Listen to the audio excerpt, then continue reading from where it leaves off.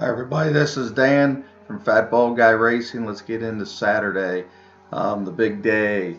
Let's start at Santa Anita just so we can get that out of the way first. I got a few plays at Santa Anita on the big Saturday. The first one is going to be Iggy Puglisi's mount in the first race. The dropper, one start, first time gelding. I think there's every reason in the world to take Iggy's horse in there, so we're going to be taking his horse as long as he don't get bet down too bad, somewhere 5-2, 3-1. That's going to be our first play of the day, our single in the pick five. But that's definitely going to be our first straight bet of the day. And then we get to the next play is going to be a rolling pick three from the 5th through the 7th and the 6th through the 8th. And how we're going to play this is we're going to take Dortmund in the 5th. It's not that I'm wild about Dortmund. I think he's going to be a terrible price, but I think you have to single him. I think he's the definite single. I don't see anything else in there that can beat him. So we're going to start the pick three with him. And in the 6th race, we're going to spread out. The 3 logical horses are the 2, 9, and 11. We're going to take all 3 of them. There's no reason to try to throw one of them out. But we do have one sleeper, and that is the 6th turn back, 12-1. So we're going to have all 4 of those in the pick three.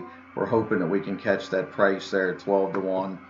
And then the 7th race is a completely wide open turf race. I suggest you take anybody you like in there, whether it's 3 horses or 6 horses. We're going to take a bunch.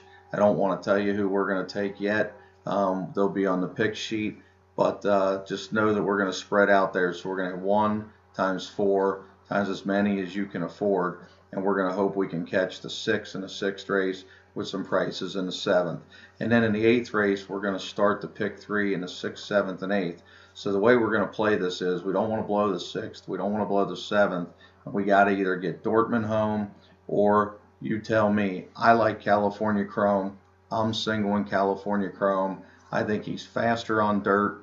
I think he's going to have a tactical advantage on dirt.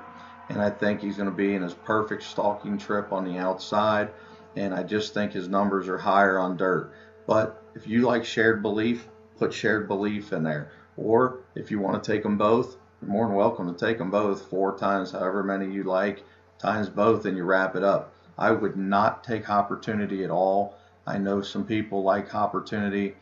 I think that's more that they just don't want to bet the chalk, and I understand that. But I'm not wasting any money against those two. That's the plays we're going to make there. And then at Oakland, I'm only going to make one play the whole day, and that's in the 5th race on the 1, Russaline, 3-1 again. As long as he's 3-1, 5-2, we're going to play.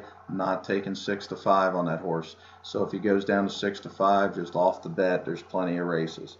So now let's get to Gulfstream Park.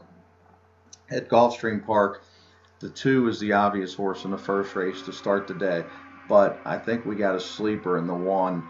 Dropping from 50,000 to 25, and if you go back and watch that replay, he was really fractious in the gate, then got sawed off when a horse fell. Well, the horse didn't fall, the jockey fell off right next to him on the first turn.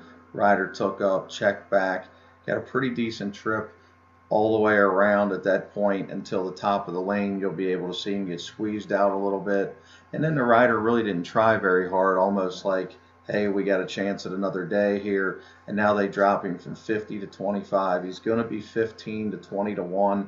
I think you have to use this horse in the doubles or pick threes. And then the 2nd race is one of our best bets of the day. I think Indian Brute is an obvious star play. I'm going to have the double into him. I'm going to have the pick three surrounding him. He got completely flat left in the gate. If you want to watch that video, or if Eric's going to be able to get that up, all I wanted to show you was the start of that race. See how bad he got left, how he rushed up. He really fought the bit there before he ran a pretty decent, credible second. Wasn't wild about the 2nd place finish, but I think there's enough speed in this race that if he just gets out of the gate normal, he's going to be in a perfect stalking spot. And then, the way you win at Gulfstream, other than on the lead, is to be able to cut that corner on the turn and then fan out and not get hung 4 and 5 wide on that turn, and I think he's going to. And then in the 3rd race, well, it's up to you what you want to do. It's your money. But I really believe Super Colossal has a huge chance to get beat. I don't think he has to win. He's off a big layoff, 5 furlong sprints, man. You make one mistake and you're done. And I'm not convinced this horse is going to win at probably 1 to 2, maybe 3 to 5. If you want to just single him, I get it. Take big tickets with him then in the first, second, third race.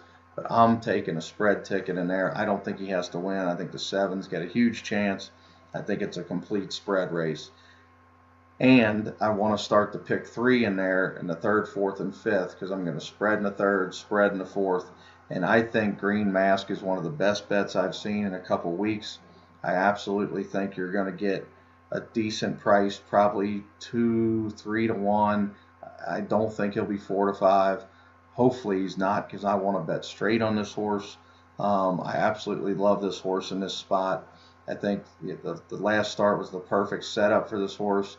The horse that beat him is now on the rail. That's going to have to gun from the opening bell. He's going to be able to sit and stalk. And going 5 furlongs, man, he is going to be roaring down the stretch. And I think this horse could win the Breeders' Cup. That's how good I think he is. I think he could win the Breeders' Cup Turf Sprint.